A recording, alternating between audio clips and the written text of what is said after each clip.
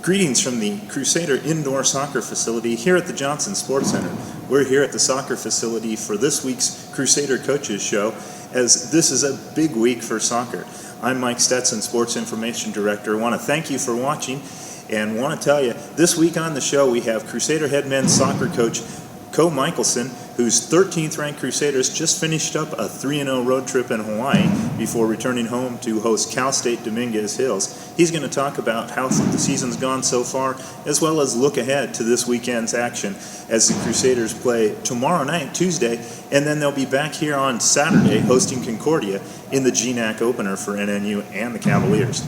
Then we're meeting with Daniele Ortiz, the women's soccer goalie, who this week was named Defensive Player of the Week in the GNAC. She's joined by Crusader men's soccer goalkeeper Ryan Fu, who also was Player of the Week in the GNAC. Danielle will talk about the season that the Crusaders have had so far. She's got 2 shutouts on the season for a 2-2 Crusader women's soccer team. Thank you for joining us, and now it's time for the Coaches Corner Show.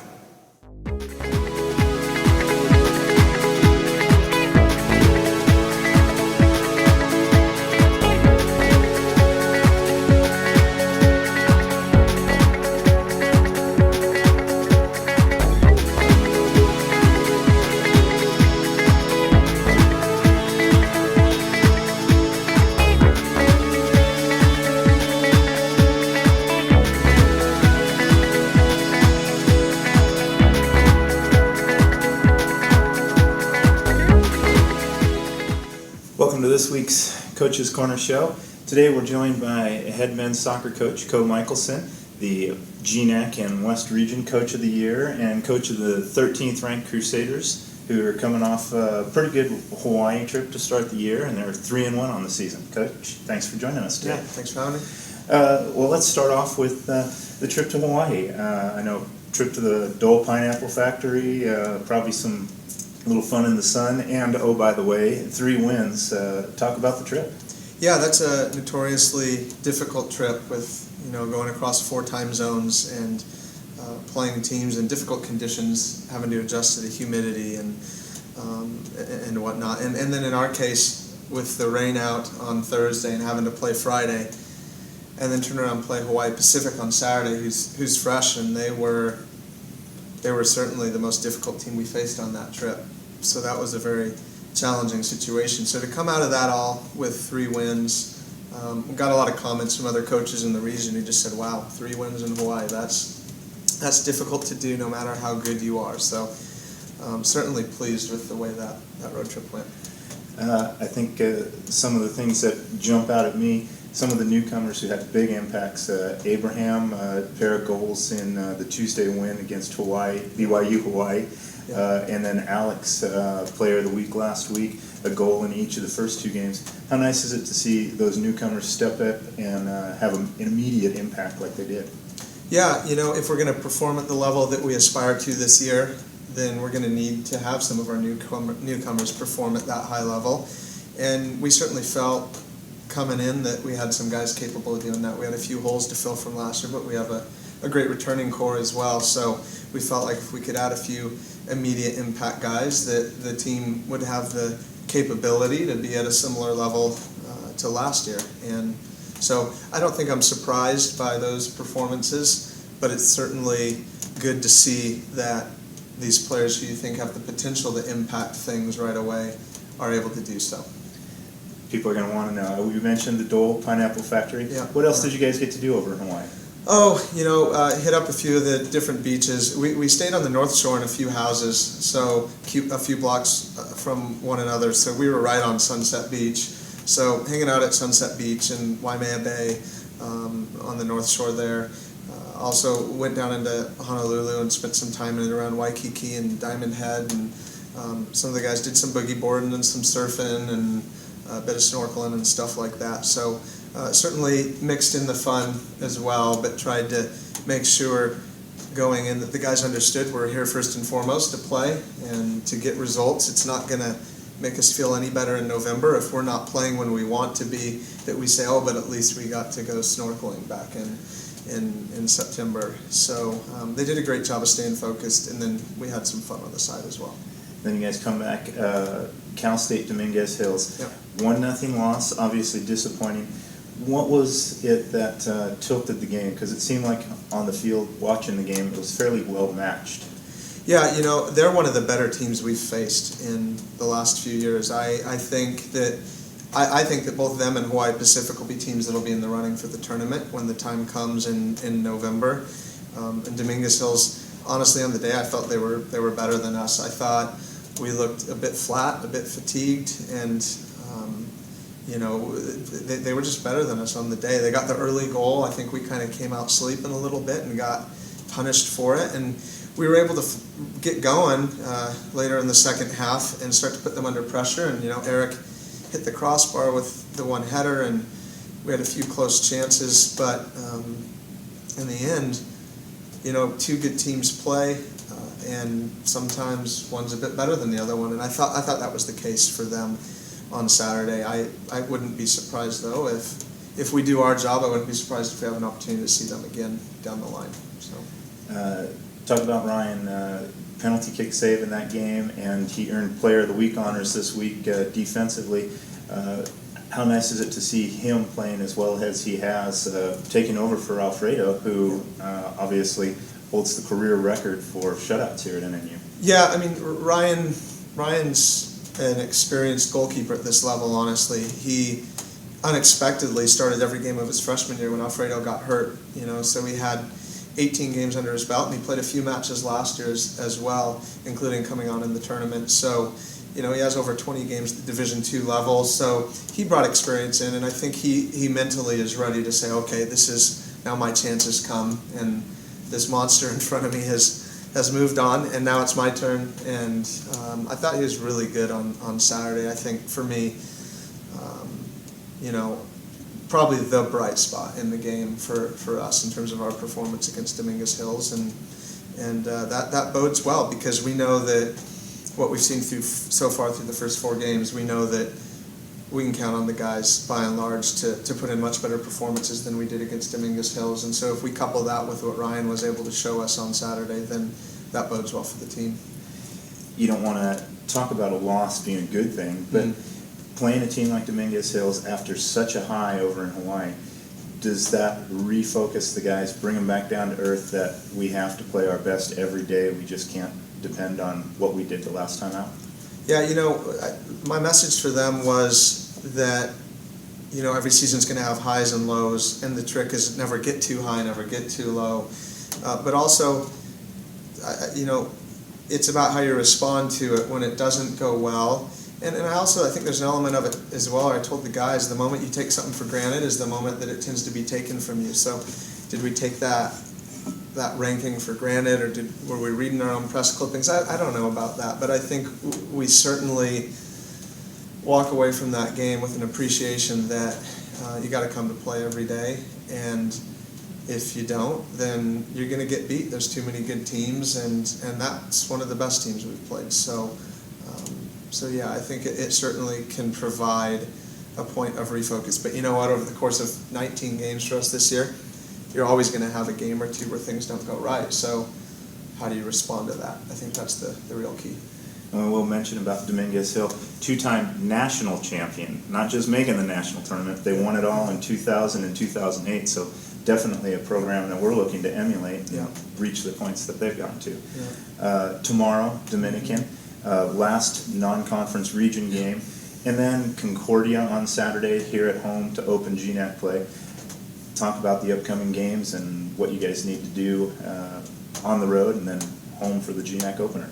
Yeah, well, our objective with our non-conference, we set goals for our non-conference season and then our conference season, and then we feel if we achieve those goals, then we're going to get a third season, which is the postseason.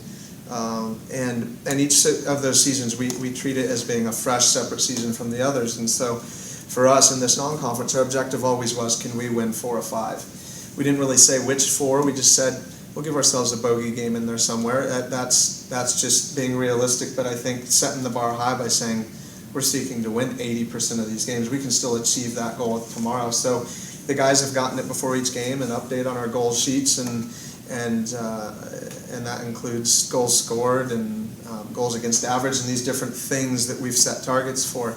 But in terms of wins, we've got 4 boxes and 3 of them are filled, and we've got a question mark in that 4th. So the guys know what their job is, and I think they'll come out ready to fight for that. And in terms of Concordia, yeah, man, we've got a difficult conference ahead of us, I think. You look at the GNAC and how it's done so far, winning over 60% of our matches collectively, and even head-to-head with the CCAA, I think we're something like 6 wins, 4 losses, and 3 ties, or something in that vicinity, but we've certainly got the better of them collectively. So it's a tough conference season in Concordia. You know, that's our first conference game. I remember that for us back in 2008, going to Billings, who was coming off of a really good season. We walked in there and won as this new team that was really excited to be here. So I think we can directly connect to where they're going to be at and what they're going to be looking to do, and it's our job to protect our home field and get back to winning ways, you know. So yeah, I think people are going to look at Concordia, the NAIA school, stepping into the GNAC D2 play, but this is a perennial national tournament team. They are a very good team that's coming in, so it's not like a drop-off come Saturday. So how big is that game, knowing that, you know, this is not just some NAIA team rolling in? Oh, no.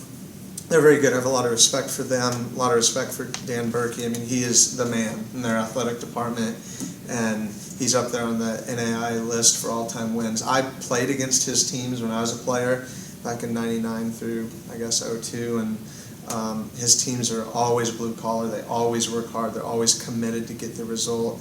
And, I mean, man, they've won the Cascade Conference something like 14 out of 15 years, and you know, they've won a lot of games. They're in or near the top of the rankings every year, and I don't think anybody in our conference is under the illusion that they're going to be a pushover walking into our conference, because some of these teams, you know, you go back, and I was playing in a NAIA regional tournament with Concordia and Simon Fraser and Seattle University. So, you know, Dan was winning even back then. So I don't think there's any mistaking them for anything other than a very difficult opponent this Saturday. Appreciate you joining us. Good luck down in California. I know you're flying out later today. Yep. Fans, remember, Saturday, 3 o'clock out at Finkbeiner Park, the Crusader men open GNAC play against Concordia. Come out, cheer the guys to victory. Thank you.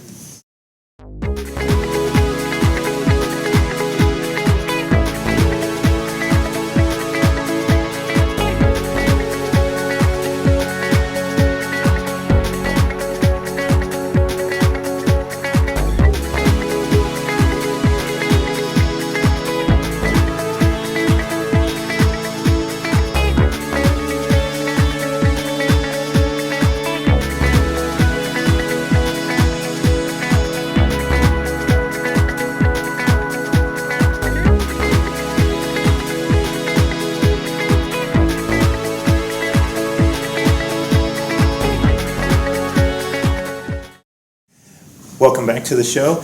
We are joined by sophomore goalkeeper for the women's soccer team, Daniele Ortiz, player of the week for the GNAC after posting 2 shutouts in 3 games last week. Congratulations on that. Thank you. Talk a little bit about, the season. You guys 2-2. You've played some really good teams. I mean, there's a possibility you could be 4-0 against some teams that are potential national tournament teams. Yeah, it's so exciting. I'm so excited going into the season. We have so much potential, and I know we're going to just reach the highest that we can, the highest possible. And I'm so excited. Let's talk about Tuesday's game. 11 saves for you against San Francisco State. Yeah. How fun was that? I mean, that was a busy game and a big win. It was so busy, and you know, I love games like that because it really tests out everyone, and it just shows how strong our defense is, our back four and our defensive mids, and everyone just dropping in and helping. It was awesome, and we scored 2 goals, so we can show that we can defend and go up and get 2 goals. You mentioned the defenders, the midfielders.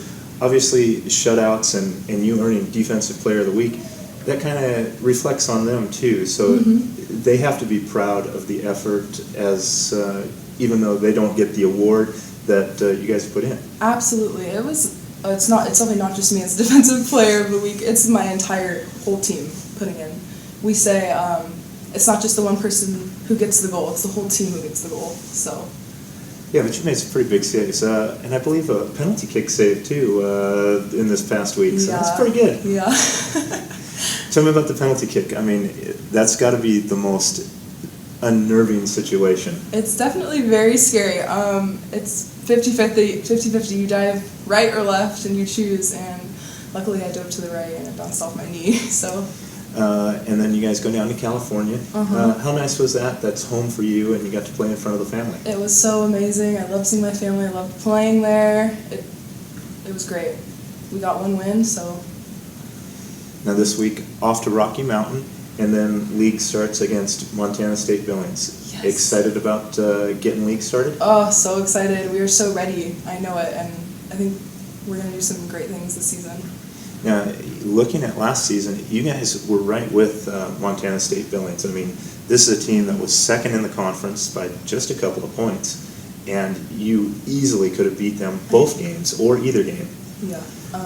It's tough. Looking back, it's good to remember those times that we can beat them. Even with last year's team, this year's team, we're even better. We're coming in stronger, I think, because we have such a deep bench and everyone can just come in and play. So I'm so excited. What is the biggest difference from last year to this year? Because you only added, I think 6 players to the roster. I think it's our team's mentality. I think we're coming into the season so much stronger, and because we're bringing in so many returners, we can be examples for the new people coming in and just showing them that every game counts. How's it been so far for you? You've got one season under your belt and the start of a second season. Have you enjoyed it so far? Yes, absolutely. It's nothing that I've ever experienced before. This team's amazing. I love everyone, and I can't wait to finish out the 4 years. How far does this team go? Because we're playing awfully good right now. We're going to make it to the NCAA championship. Really? Yes, we're going all the way. Nice goals to have. Yes. Well, I appreciate you joining us, Danielle. I know you got to get out to practice. It's a busy week, so good luck this weekend. Women are at Rocky Mountain Thursday, Billings on Saturday, and then they'll be back home to play 2 games here the following weekend. So be sure to check the website and follow the ladies. Go Crusaders.